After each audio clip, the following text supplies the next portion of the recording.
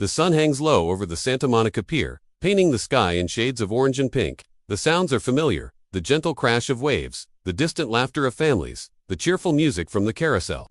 It's a perfect evening, a place where worries are supposed to melt away with the tide. For most people, that's exactly what it is. But for one girl, this beautiful evening was about to turn dark.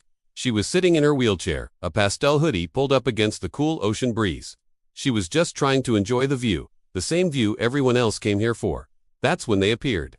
Two guys, a little older, reeking of misplaced confidence. They started quietly at first, a snicker here, a pointed whisper there. You could see the girl shrink into herself, her shoulders hunching, her gaze dropping from the beautiful sunset to the wooden planks beneath her.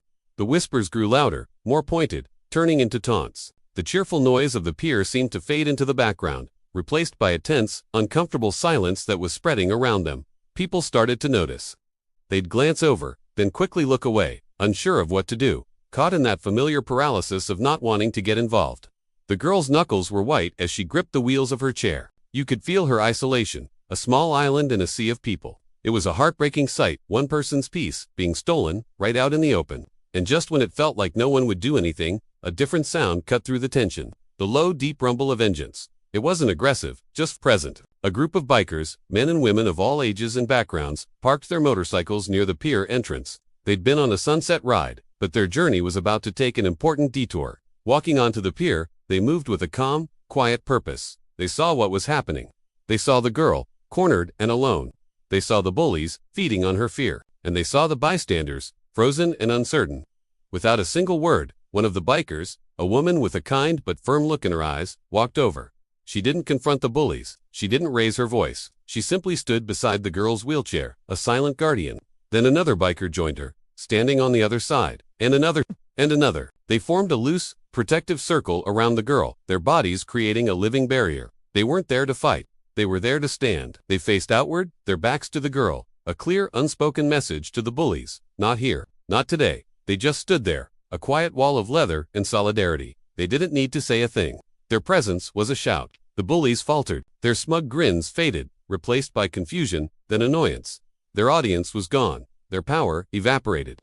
The circle of bikers wasn't intimidating in a threatening way. It was just immovable. The bullies exchanged a look, muttered something under their breath, and then, with a final defeated shrug, they slunk away, disappearing back into the crowd they came from. They vanished as quickly as they had appeared, their moment of cruelty completely dismantled by a simple act of unity.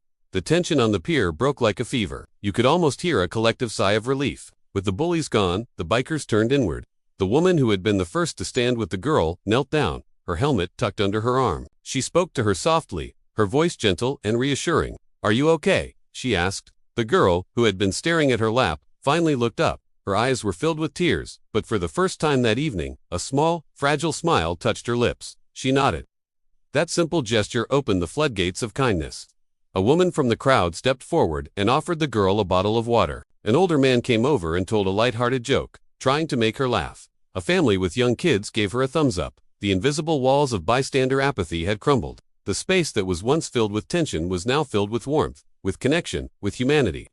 The bikers stayed for a little while, chatting with the girl and the small crowd that had gathered. They weren't heroes from a movie. They were just regular people who chose to act. They were mechanics, teachers, parents, artists. They were a community, and for a few minutes on the pier, they extended that community to include a stranger who needed them. They showed everyone that you don't need a cape to be a hero. Sometimes, all you need is the courage to stand with someone, to be a presence, to show them they are not alone. Their leather jackets weren't a uniform of intimidation, but a symbol of protection. What happened on that pier is a powerful reminder. It's a reminder that cruelty often thrives in silence, in the belief that no one will intervene. Bullying works because it isolates its target, but the moment we stand up, the moment we stand together, that isolation is broken. The bikers didn't use anger or violence. They used presence. They used unity. They showed us that the most powerful response to hate is solidarity. It's about creating a circle of safety so wide that there is no room for hate to take root. This is a call to all of us. Look out for each other. Be the person who steps forward, even if it's just by standing silently next to someone who feels alone.